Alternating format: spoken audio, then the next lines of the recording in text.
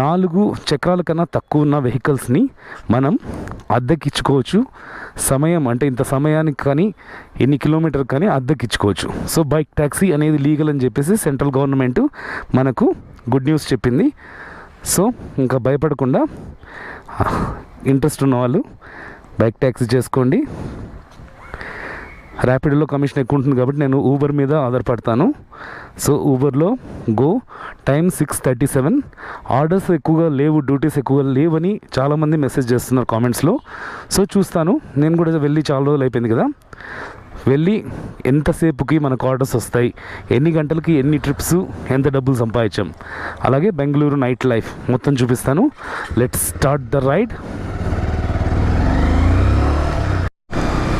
ఎంత ఒక half an hour time పట్టింది. మధ్యలో కాఫీ తాగి ఒక 3 కిలోమీటర్స్ అలా వచ్చాయన్నమాట.